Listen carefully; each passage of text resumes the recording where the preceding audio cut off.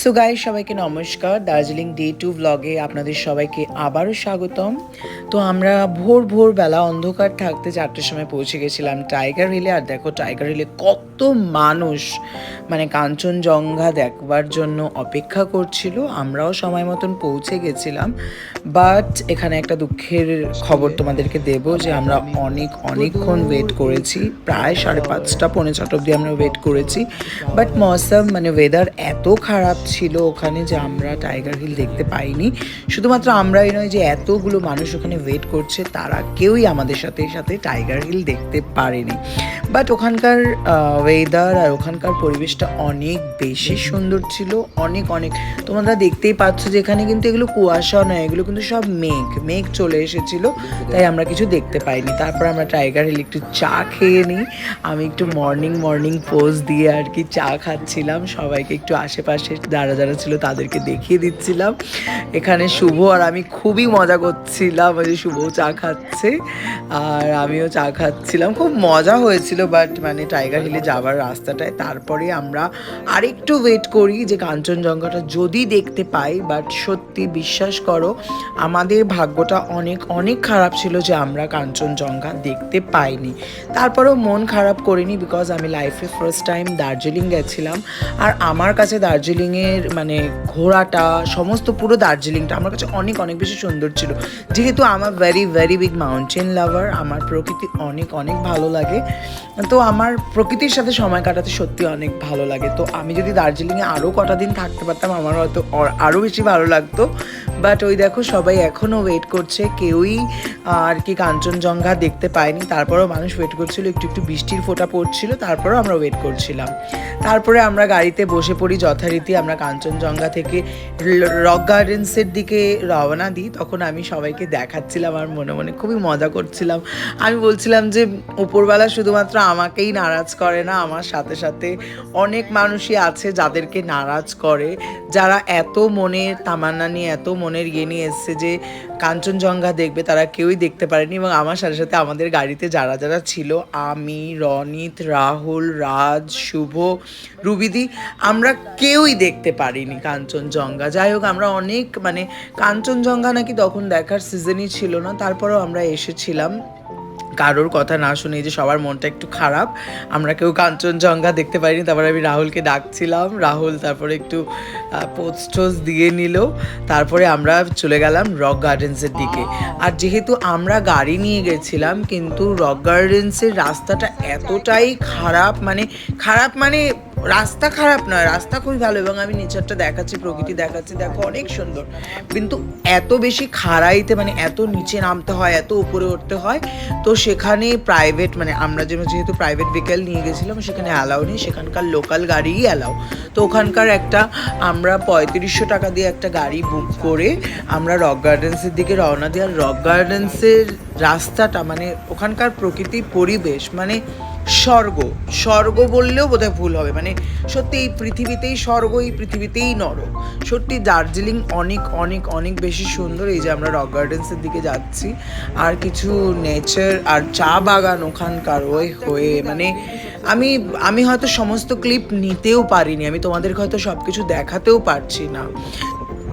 তো এইভাবে আমরা রক গার্ডেন্সের দিকে যাচ্ছিলাম, আর ওখানকার মানে পুরো নেচারটাকে, পুরো প্রকৃতিটাকে, পুরো অ্যাটমসফিয়ারটাকে আমরা অনেক বেশি উপভোগ করছিলাম। তো এইভাবেই আমরা রক গার্ডেন্সের দিকে যাচ্ছি, আর গাড়িতে অনেক মজা ফান করছিলাম আমরা সবাই।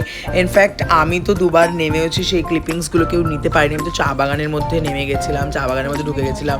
তারপর ওখানে একজন বকা দিচ্ছিল, চা বাগানে এভাবে যেও না, ওখানে নাকি কী জন্তু জানোয়ার থাকে। যাই হোক, সেটা হয়তো ভয় দেখিয়েছে, বাট আমার কাছে হেভি লেগেছে। তোমাদের কেমন লাগছে বা লেগেছে দার্জিলিংয়ের আগের ব্লগটা, এই ব্লগটা, প্লিজ আমাকে কমেন্ট করে জানিও তোমরা। আর দেখো মানে আমি কোনো এডিট করে বা কিছু করে আমি আইফোনের রিয়েল ক্যামেরা থেকে ভিডিও করি বা ফটো তুলি, তো যেরকম হয় তোমরা আমাকে প্লিজ কমেন্ট করে একটু জানিও। তো এইভাবেই আমরা রক গার্ডেন্সের খুব কাছে চলে এসেছি। রক গার্ডেন্স আমাদের আর বেশি দূরে নেই। তারপর আমরা রক গার্ডেন্স যাবো, এবং রক গার্ডেন্সে কী আছে সব তোমাদেরকে দেখাবো। আর রক গার্ডেন্সে গিয়ে আমি বেশি দূর ওপরে উঠতে পারিনি, আমি আগেই বলে দিচ্ছি। আমার ফোনটা নিয়ে রাহুল গেছিলো ওপরে, রাহুল, রনিত, শুভ আর রাজ মেবি গেছিল। তো ওরাই 4 জন গেছিলো, আমরা 2 জন, আমি আর রুবিদি নিচেই ছিলাম। আমি বেশি ওপরে যেতে পারিনি বিকজ আমার বেশি আমি অত হাঁটতে পারি না, ওটা অনেকটা ওপরে ওরা আর কি গেছিলো। তো এই যে এই রাস্তাটা দিয়ে আমরা রক গার্ডেন্সের দিকে যাচ্ছিলাম। এবার আমরা পৌঁছে গেছি রক গার্ডেন্স। আর রক গার্ডেন্সে এন্ট্রি করার সাথে সাথেই ওখানে 50 টাকা না 30 টাকা বোধহয় টিকিট ছিল। এন্ট্রি করার সাথে সাথে এত সুন্দর একটা ঝর্ণা তোমাদের চোখে পড়বে। আর ইটস অ্যাবসলিউটলি ন্যাচারাল, এটা কিন্তু একদম ন্যাচারাল একটা ঝর্ণা, কোনো কৃত্রিমতা নেই এর মধ্যে। তো এই ঝর্ণাগুলো আমি খুব উপভোগ করছিলাম, আমার খুব ভালো লাগছিলো। আর এই যে রাস্তাটা দেখতে পাচ্ছ, এই রাস্তাটা ধরেই রক গার্ডেন্সের ওপরে যাওয়া যায়। ওপরে নাকি অনেক ভিলা আছে, অনেক মন্দির আছে। তো যাই হোক, আমার খুব ঠান্ডা লাগছিলো, আমি তার জন্য জারার একটা হুডি পরে নিয়েছিলাম আমার চুড়িদারের ওপরে। তো এই ছিল রক গার্ডেন্সের ভিউ। আর ওপরে যে ভিউগুলো তোমরা দেখবে সেগুলো সবই শুভ বা রাহুল ক্যাপচার করেছে। তো ওরা ওপরে এইভাবে চলে গেছিলো, আমাকে বলছিল এসে গল্প যে এরকম এরকম আছে। ওপরে নাকি অনেক জোক আছে, শুভকে ইনফ্যাক্ট জোকেও মানে ওর পায়ে নাকি জোক আটকে গেছিলো। তো এইরকম কিছু। এই জায়গাটার ভিউটা অনেকটা মুসৌরির মতন। তোমরা যদি কেউ মুসৌরি গিয়ে থাকো আমাকে প্লিজ জানিও মুসৌরির কোন জায়গাটা এইরকম জায়গার মতন দেখতে লাগে। তো যাই হোক, এই তারপরে রক গার্ডেন্সের ওপর থেকে, এটা কিন্তু অনেক ওপরে, একদম টপ থেকে ওরা এরকম ভিডিও করেছে।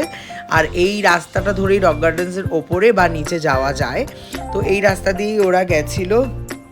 এবার যেতে যেতে এই রাস্তাতেই নাকি অনেক জোক থাকে, আর তখন হালকা হালকা একটু বৃষ্টিও হচ্ছিল।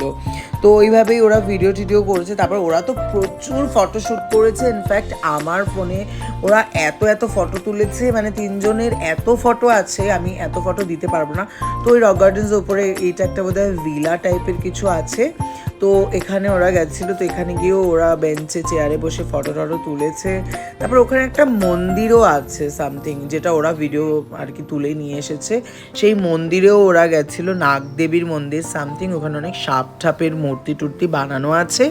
তো এইভাবেই আমরা রক গার্ডেন্স খুব এনজয় করেছি। ইনফ্যাক্ট আমি পুরোপুরি দার্জিলিংটা খুব উপভোগ করেছি। আমার দার্জিলিং অনেক সুন্দর লেগেছে। আমি ছোটো থেকে এত বড় হয়েছি, আমি ওয়েস্ট বেঙ্গলে নদিয়া ডিস্ট্রিক্টের রানাঘাটে মানুষ হয়েছি, বাট সত্যি বিশ্বাস করে আমি কোনোদিন দার্জিলিং যাইনি। এই প্রথম আমি দার্জিলিং গেছিলাম। আর দার্জিলিংয়ের এক্সপিরিয়েন্স আমার সত্যি অনেক ভালো ছিল। তো ওই যে নাগদেবীর মন্দিরের কথাটা বললাম, এই যে নাগদেবীর মন্দিরটা চলে গেল, তোমরা সবাই দেখতেই পেলে। আর এটা হচ্ছে রক গার্ডেন্সের একদম টপ থেকে ভিডিও ক্যাপচার করা হয়েছে। আর এই যে নাগদেবীর মন্দিরটা তোমরা আরও একবার দর্শন করে নাও। এই যে এখানে সাপের মূর্তি বানানো আছে। তো এই সব, তারপরে এইভাবে ফটোশ্যুট চললো। ওই ঝর্নার পেছনে রাহুল বসে ফটো তুলছে। তারপরে রাহুল আর আমি ফটো সেলফি নিয়েছি। তারপরে রাহুল কিছু পাহাড়ি ফুলকে হাতে নিয়ে ও ফটো তুলেছে। তারপরে আমার আর রাহুলের ফটো, এইভাবে প্রচুর আমরা ফটো তুলেছি।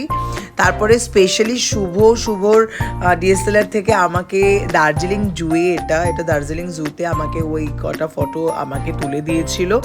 আর এই ফটোগুলো সত্যি অনেক বেশি ক্যান্ডিড ছিল, আর ফটোগুলো সত্যি অনেক সুন্দর ছিল। এটা রনিতের সাথে আমার ফটো, এই ফটোটা অনেক ক্যান্ডিড। আর এখানে শুভ বসে আছে, এখানে শুভকে দেখা যাচ্ছে। তারপরে এইভাবে আমরা রক গার্ডেন্স থেকে আবার বেরিয়ে যাই। এটা রক গার্ডেন্স থেকে বেরিয়ে রাস্তাটার ভিডিও আমরা ক্যাপচার করেছি। আর সত্যি রক গার্ডেন্সে বিশেষ কিছু নেই, ওই ন্যাচারাল ঝর্ণা আর প্রকৃতি ছাড়া বিশেষ কিছু নেই।